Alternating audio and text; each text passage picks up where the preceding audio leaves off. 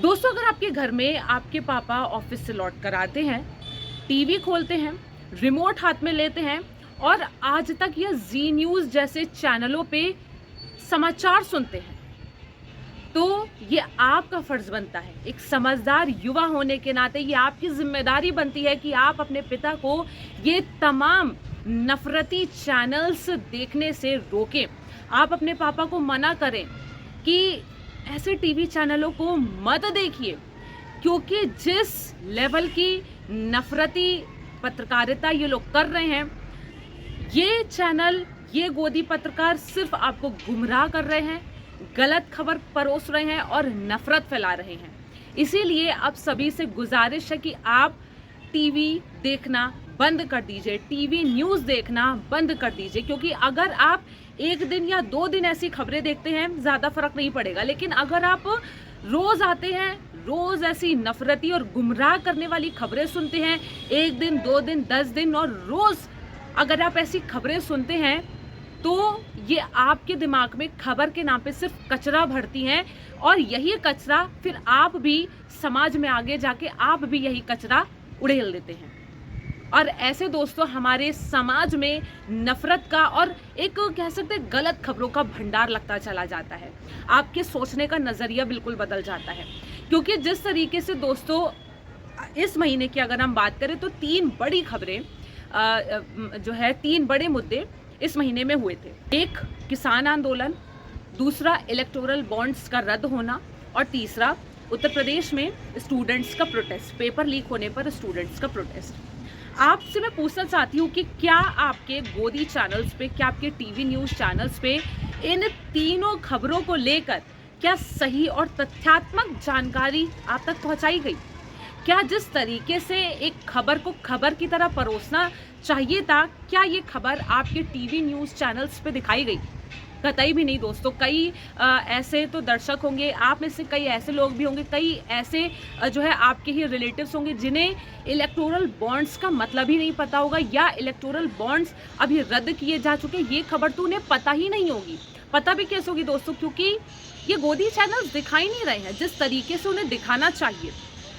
दोस्तों, किसान आंदोलन इतने बड़े लेवल पे हो रहा है, लेकिन जिस तरीके से किसान आंदोलन आपको दिखाया जा रहा है, ये कोई खबर नहीं दिखा रहे, सरेआम नफरत परोसी जा रही है, आपको गलत खबर बताई जा रही है और आपको गुमराह किया जा रहा है। तमाम ऐसे ये चिंटू गोदी पत्रकार कह रहे हैं कि ये किसान आतंकवादी हैं। बड़ी सिंपल सी बात है दोस्तों, अगर हम पिछले किसान आंदोलन की बात करें तो ये तमाम गोदी चिंटू पत्रकार कहते थे कि ये तमाम किसान आतंकवादी हैं, खालिस्तानी हैं। तो मैं पूछना चाहती हूँ कि अगर ये किसान आतंकवादी हैं, तो लास्ट में मोदी जी ने इन्हीं आतंकवादियों के सामने फिर घुटने क्यों टेक दिए? आखिर में अगर ये इतने ही बड़े आतंकवादी और खालिस्तानी हैं, तो पीएम मोदी ने अपने 3 काले कानून वापस क्यों ले लिए? अगर ये आतंकवादी है तो इनकी मांगे तो फिर माननी ही नहीं चाहिए।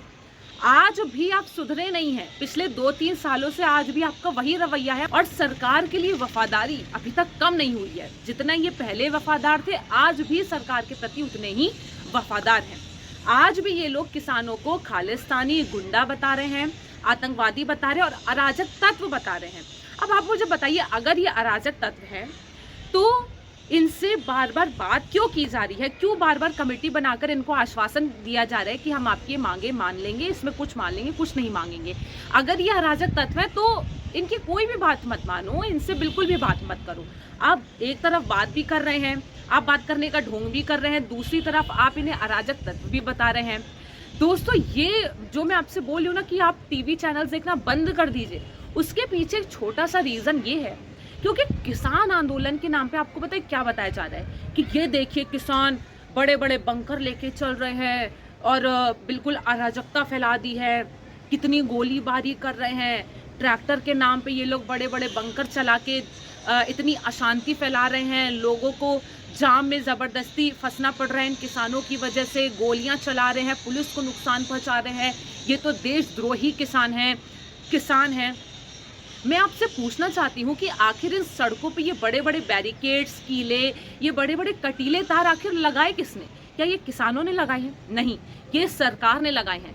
किसानों ने सिर्फ इतना बोला था, आप हमें शांति से दिल्ली आने दीजिए। अब दिल्ली क्यों नहीं आने दे रहे? ये तमाम चीजें जो आप किसानों को रोकने के लिए कर रहे हैं, इससे सिर्फ किसान ही नहीं बल्कि खुद आम लोग भी परेशान हो रहे हैं। ये जो तमाम आप कारस्तानियां कर रहे हैं, इससे ही जाम लग रहा है, इससे ही आम जनता परेशान हो रही है। तो आम जनता की परेशानी के पीछे किसान नहीं बल्कि आपकी सरकार है, आपकी पुलिस है। दूसरा दोस्तों ये बता रहे हैं कि देखिए कैसे किसान अराजकता फैला रहे हैं, गोलीबारी कर रहे हैं, बल्कि ये खबर सामने भी आ चुकी है कि दरअसल इन किसानों पे फायरिंग आगे से खुद ने सबसे पहले पुलिस की तरफ से करी गई थी। आंसू गैस के गोले ड्रोन के माध्यम से सबसे पहले सरकार की तरफ से दागे गए थे। और अब तो यहाँ तक कि दोस्तों मेडिकल रिपोर्ट्स में भी ये चीज सामने आ गई है कि हाँ, किसानों पर गोलियां चलाई गई थी, किसानों पर आंसू गैस, टीयर गैस के गोले छोड़े गए थे, जिनसे आप देख सकते हैं कितनी बुरी तरीके से इनके शरीर छलनी हो चुके हैं। और आप कह रहे कि ये अराजकता फैला रहे हैं। मतलब आपको शर्म भी आती है कि आप कितनी गलत खबरें परोस रहे हैं। आप ये नहीं बता रहे हैं कि इस देश पे 172 करोड़ का कर्जा है। क्या इतना बड़ा कर्जा किसानों की वजह से? और आप यहाँ बोल रहे हैं कि इससे जो है 10 लाख करोड़ का जो है किसानों की अगर ये मांग मान लेते हैं तो एक बड़ा कर्ज, एक बड़ा खर्चा सरकार के बजट में आएगा। बल्कि सरकार का तो इतना बजट भी नहीं है। मैं पूछना चाहती हूँ, आपके पास किसानों की मांगे मांगने के लिए आज बजट नहीं है। आज आपको किसानों की मांगे निरर्थक लग रही हैं। आपका ये कहना है कि ये किसान जो मांग कर रहे हैं ये बिल्कुल गलत है। मैं आपसे पूछना चाहती हूँ कि जो आज किसान मांग कर रहे हैं, यही कुछ मांगे तो पीएम मोदी भी किया करते थे। खुद प्रधानमंत्री नरेंद्र मोदी की ही ये मांगे हुआ करती थी एक जमाने में जब वो प्रधानमंत्री नहीं हुआ करते थे। फर्क ये है कि आज वो प्रधानमंत्री हैं, इसीलिए उन्हें किसानों की ये मांगे बेकार लग रही हैं। बल्कि वो खुद ही एक जमाने में एमएसपी की मांग जो है किया करते थे। तब आप लोग कहाँ चले जाते हैं? आप ये जो है सच्चाई क्यों नहीं सामने लाते? आप दर्शकों को ये क्यों नहीं दिखाते कि जिस लेवल का फायदा आप अडानी अंबानी की बड़ी बड़ी कॉरपोरेट कंपनीज को पहुंचाना चाहती हैं, आप तो पिछले किसान कानूनों को लाकर, वो 3 किसान कानून लाकर आप प्राइवेटाइजेशन करके जो किसानों के पेट पर लात मारने की फिराक में थे, आपको तो बस चले आप पूरा देश ही अडानी अंबानी के नाम करते हैं। आप सीधे बोलिए ना कि आपको किसानों की मांगों से कोई मतलब ही नहीं है। पुराने टाइम पे जो आपने किसानों की मांगे की थी वो सिर्फ आपका एक जुमला था। दोस्तों, मैं आपको बताना चाहती हूँ कि हाल ही में सुप्रीम कोर्ट के पूर्व जज कुरियन जोसेफ ने ये साफ कह दिया है कि संविधान, लोकतंत्र और सच को बचाने में ये मीडिया नाकाम रही है। फिर से बोलती हूँ, सुप्रीम कोर्ट के पूर्व जज कुरियन जोसेफ ने ये कहा है कि लोकतंत्र, संविधान और सच को बचाने में ये मीडिया नाकाम रही है। अब अगर हमारे देश की पत्रकारिता के हालात कोई संभाल सकता है तो वो विसल ब्लोअर्स है, जो एक उम्मीद है। लेकिन आज तो विसल ब्लोअर्स भी कुछ नहीं बोलते। हिंदी में दोस्तों अगर आप विसल ब्लोअर को समझेंगे तो कह सकते हैं मुखबिर। कि आज अगर कोई ऐसी प्रेरणा है जो सच में हमारे सामने सच ला सकता है तो वो मुखबिर है। लेकिन आज मुखबिर भी काफ़ी दबाव महसूस करते हैं सच को बोलने में। दोस्तों, अगर मैं सोशल मीडिया की बात करूं तो कुछ ऐसे छोटे मोटे यूट्यूब चैनल्स ही रह गए हैं, कुछ ऐसे डिजिटल प्लेटफॉर्म्स ही रह गए हैं जो आप तक सच लाने की कोशिश कर रहे हैं। बशर्ते ये आपको समझना होगा कि सही क्या है, गलत क्या है, अपनी अंधभक्ति की पट्टी हटाकर।